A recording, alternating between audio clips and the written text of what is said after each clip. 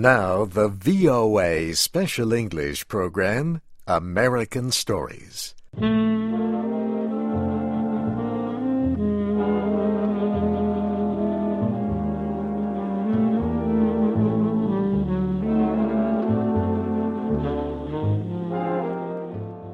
Our story today is called The Exact Science of Matrimony.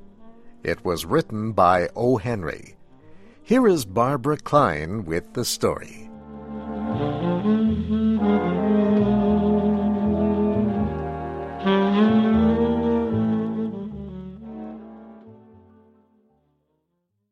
Jeff Peters and Andy Tucker could never be trusted.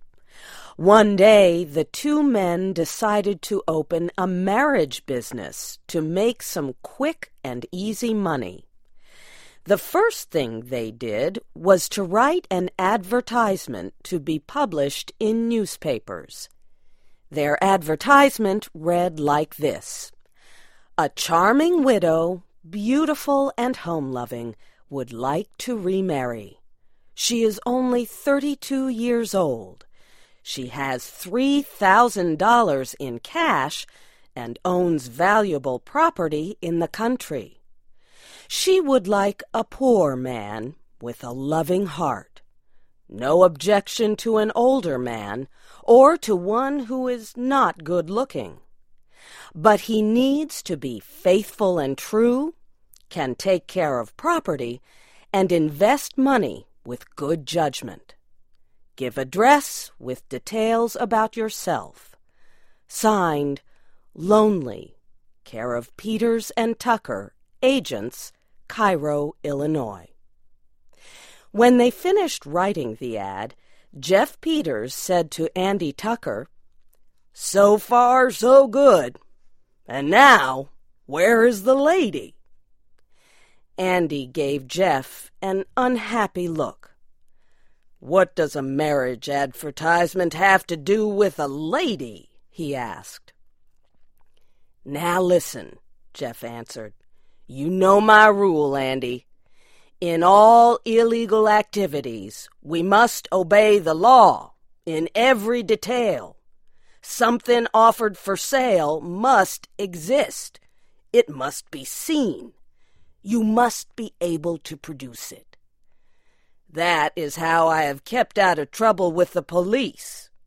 Now, for this business to work, we must be able to produce a charming widow, with or without the beauty, as advertised." "Well," said Andy, after thinking it over, "it might be better if the United States Post Office should decide to investigate our marriage agency. But where can you hope to find a widow who would waste her time on a marriage proposal that has no marriage in it?"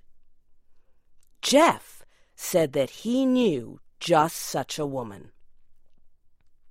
"An old friend of mine, Zeke Trotter," he said, "used to work in a tent show. He made his wife a widow by drinking too much of the wrong kind of alcohol. I used to stop at their house often. I think we can get her to work with us."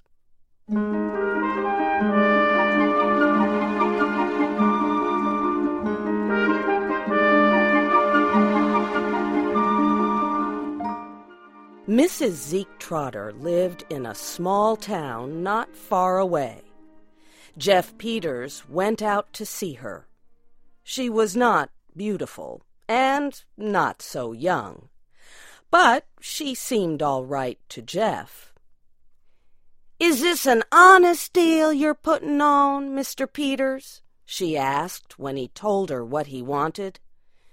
"Mrs. Trotter," said Jeff, 3,000 men will seek to marry you to get your money and property. What are they prepared to give in exchange? Nothing. Nothing but the bones of a lazy, dishonest, good-for-nothing fortune-seeker. We will teach them something. This will be a great moral campaign. Does that satisfy you?" "It does, Mr. Peters," she said. "But what will my duties be? Do I have to personally reject these 3,000 good-for-nothings you speak of? Or can I throw them out in bunches?" Jeff explained that her job would be easy. She would live in a quiet hotel and have no work to do. He and Andy would take care of all letters and the business end of the plot.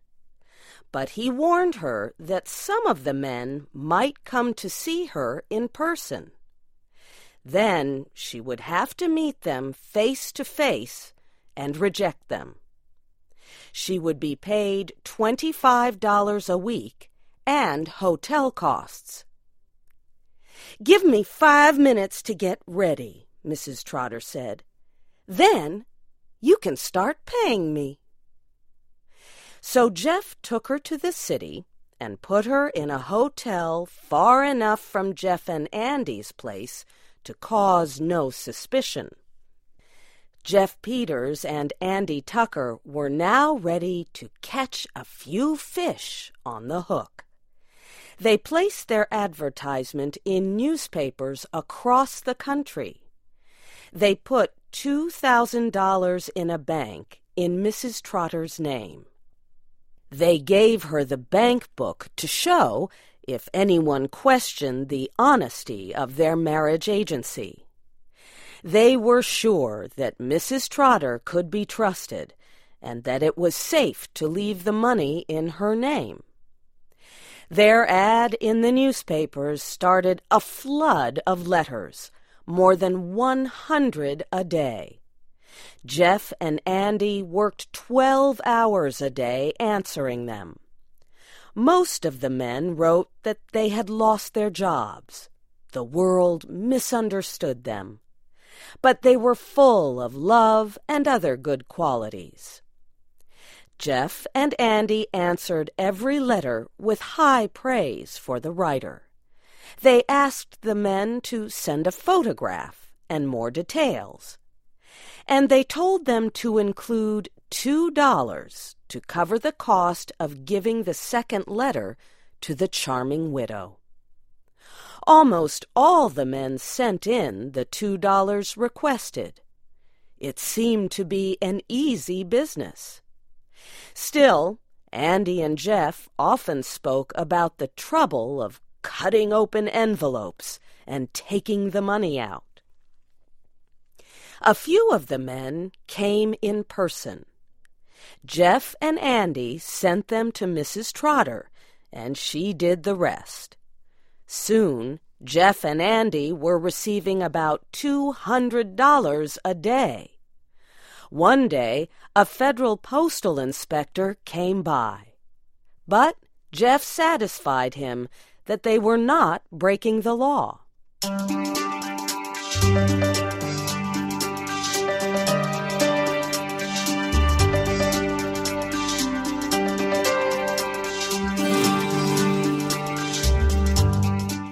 After about 3 months, Jeff and Andy had collected more than $5,000, and they decided it was time to stop. Some people were beginning to question their honesty, and Mrs. Trotter seemed to have grown tired of her job. Too many men had come to see her, and she did not like that. Jeff went to Mrs. Trotter's hotel to pay her what she was owed and to say goodbye. He also wanted her to repay the $2,000 that was put into her bank account. When Jeff walked into the room, she was crying, like a child who did not want to go to school. Now, he said, "what's it all about? Somebody hurt you? Are you getting homesick?" "No, Mr. Peters," she said. "I'll tell you. You were always a good friend of my husband, Zeke. Mr. Peters, I am in love." I just love a man so hard I can't bear not to get him. He's just the kind I've always had in mind." "Then take him," said Jeff. "Does he feel the same way about you?" "He does," Mrs. Trotter answered. "But there's a problem. He is one of the men who've been coming to see me in answer to your advertisement, and he will not marry me unless I give him the $2,000. His name is William Wilkinson." Jeff felt sorry for her. He said he would be glad to let her give the $2,000 to Mr. Wilkinson so that she could be happy. But he said he had to talk to his partner about it. Jeff returned to his hotel and discussed it with Andy. "I was expecting something like this," Andy said. "You can't trust a woman to stick with you in any plan that involves her emotions." Jeff said it was a sad thing to think that they were the cause of the breaking of a woman's heart. Andy agreed with him. "I'll tell you what I'm willing to do," said Andy. "Jeff, you have always been a man of a soft and generous heart. Perhaps I've been too hard and worldly and suspicious. For once, I will meet you halfway. Go to Mrs. Trotter. Tell her to take the $2,000 out of the bank and give it to this Wilkinson fellow, and be happy." Jeff shook Andy's hand for a long time. Then he went back to Mrs. Trotter. She cried as hard for joy as she had done for sorrow.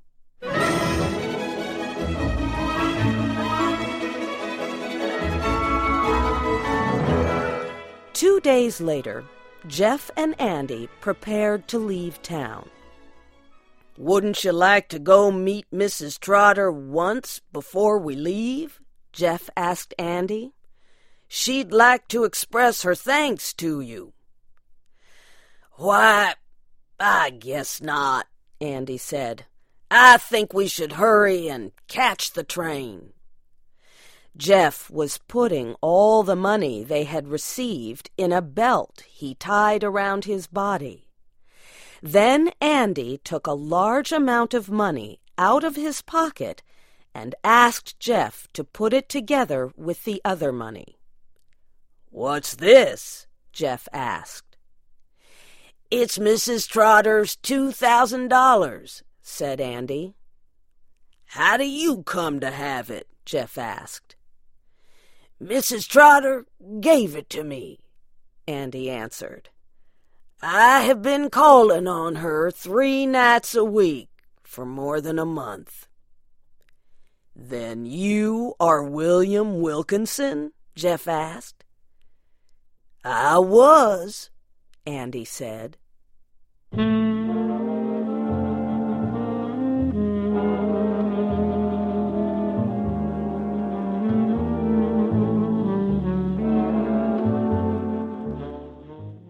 The Exact Science of Matrimony was written by O. Henry. It was adapted for Special English by Shelley Gullist and produced by LaJuan Davis. Your storyteller was Barbara Klein. You can read and listen to other American stories on our website, voaspecialenglish.com. I'm Steve Ember.